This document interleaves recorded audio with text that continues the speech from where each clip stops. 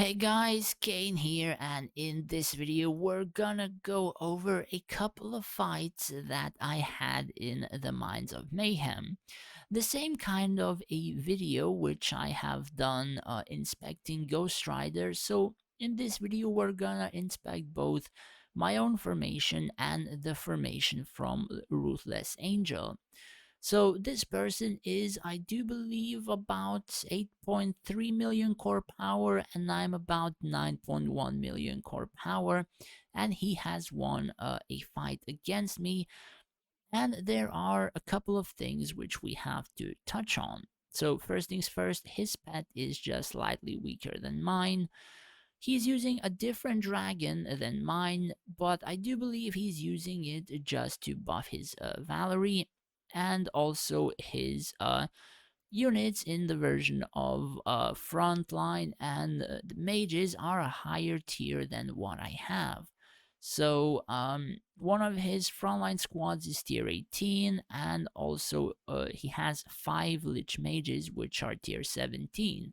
So I do believe he's about 1 or 2 months earlier server than me, or rather he's about 8 months into the game ish, and I'm about 10 months into the game ish. But he has actually purchased some of those artifact packs, which, considering the fact that I have not purchased any of them, he does have quite a decent advantage in the version of PvP, and we will touch on that subject in just a bit.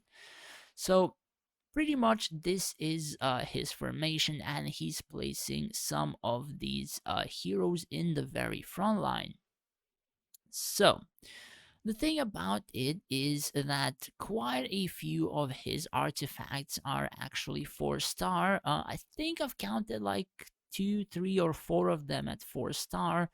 And also one of the main ones is the Arcane Rod for Valerie, which kind of makes her pretty friggin' overpowered, and she can start clearing the front lines very easily, as you can see here. So my Valerie doesn't have it at 5-star. I think I have it 2-star at the moment, and you can see the damage difference right here. So the thing about his Valerie is that he also has a level 10 Arcanist Fury, and his attack on the Valerie is rather quite insane. Now, I'm not entirely sure how he manages to get this number on let's say a 2 level less Valerie, I guess. But basically, I think 2 levels on this Valerie, and I would be able to get about 1.5 or 1.5 and a half million attack. So I suppose having those 2 additional levels on the Arcanist Fury for like 20% more attack would actually make it close to what he has. But essentially, he has those kinds of buffs. He has the Arcane Rod, and his Valerie is just friggin' insane. So jumping into the match, the thing is, I do believe in the first match it's gonna be my burst side against his burst. So my burst is top left, and his burst is top left as well in the version of my own fight. So as you can see, his friggin' skeletons are falling, and rather quickly, but then he activated his Valerie, and look at the friggin' damage that Valerie is doing. I do believe I have my turtle healing on all of these Rakan squads, and literally my front line and my back line is being exploded by both the Valerie and also the Nora. Now, the thing about these Blue Lich mages is that if any of my Blade Masters dies and these Lich mages actually get the poison going, as you can see, I even see poison here, like those Lich mages even start to do a decent amount of damage as well, and Valerie does help these Lich mages to also do quite a decent amount of damage by removing magic resistance and stuff like that. And even if I wiped out like majority of the backline of the Lich mages here, his skeletons kind of survived. And I do believe at some point, I managed to kill his Gazo. I think it's no. 1 second. I cannot actually find his Gazul, so I think I managed to kill him or kill it, but his skeletons are just not dying, and I don't really understood why. So the thing is, after this, the fight was rather quite settled, and I was just slowly losing on the top left side, and essentially they just ended up beating me rather quite easily. However, I'm not entirely. Oh yeah, he activated Valerie again. I thought this replay was kind of fake or something since I was like winning, I guess, or stuff like that. So he activated his Valerie a second time, and he has Arcane 10 on her, and basically that just won the match outright. I think if he didn't activate it, I kind of had a chance, but since he did, that was a fight over for me. So I've had another fight with him, and 1 second.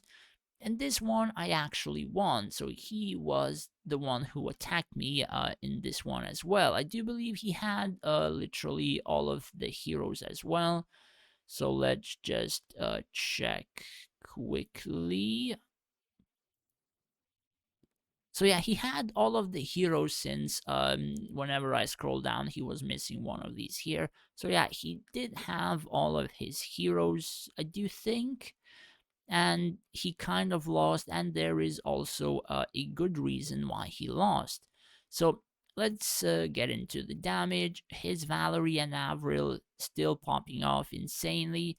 However, in this one, my Avril does quite a decent amount of damage. My Nora, my archers. My frontline is tanking quite a bit better, and also there is a reason for that, as well as the Turtle variant and also the other gladiators performing quite well.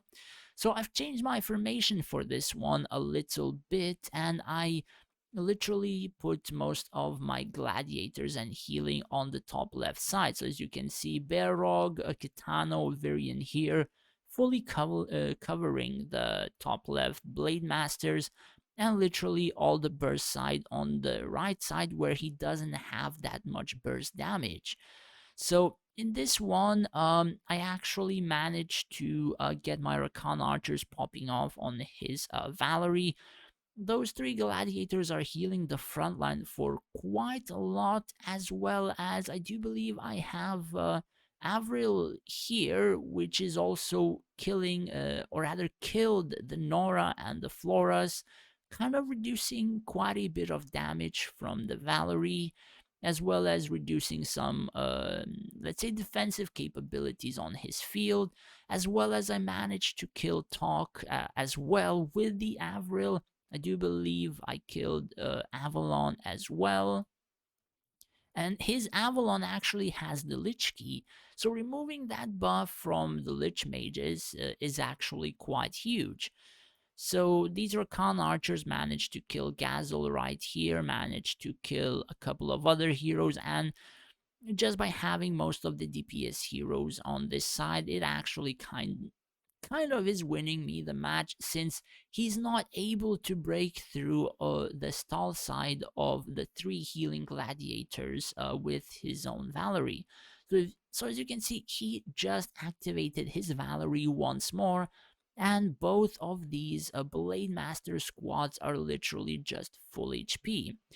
I do believe Virion is about to die, but the healing just from Kitano and his own sword, which had like 25% to proc, he got healed quite a bit and he just died right now. But as you can see, my blade squads are 50% at the moment, and the burst side is already picking up, or rather cleaning up the last bits of that formation. His dragon will fall in a couple of seconds, and pretty much that's it. He's still not able to clear the two Blade Master squads. So basically, if I would face burst versus burst, his Valerie would just obliterate my burst side, and I would just lose because of it. However, if I put my stall side towards his Valerie, pretty much that is almost an easy win in terms of the fight. He still poses a huge threat in terms of the damage that he's doing just because of the friggin' mages, man. Like, they are friggin' overpowered. But that aside, he's a pretty formidable opponent, and like that is a prime example of what the artifacts and the pay to win pack of the advanced material pack can give you. So basically, if you get a pack like this or another pack which has like 80 plus 24 or something like that, something which you can get like 120-ish of these boxes for $5, basically you can 5-star an artifact for like $50. Through this pack, I think it's like $75, and those 5-star artifacts do pose a huge, huge, huge value in terms of the fights the further that you're going. So even if that person is like 8.3 million core, he can actually beat a person like me who doesn't have any pay to win artifact at 5-star. The highest one I have is, I think, Helgard or something like that at 4-star. And essentially, if I could swap it, I would probably make the Arcane Rod 4-star and work on it for 5. So essentially, that will be my plan, to work on Valerie at the moment and make the Arcane Rod 5-star, but I don't think that I will be buying those packs myself. So if anyone would want to actually have an overpowered hero in their formation, do follow his example and upgrade that Valerie. Anyways, hopefully this video was kind of useful to you and you learned a thing or two. Thanks for watching, guys. Take care and stay safe out there.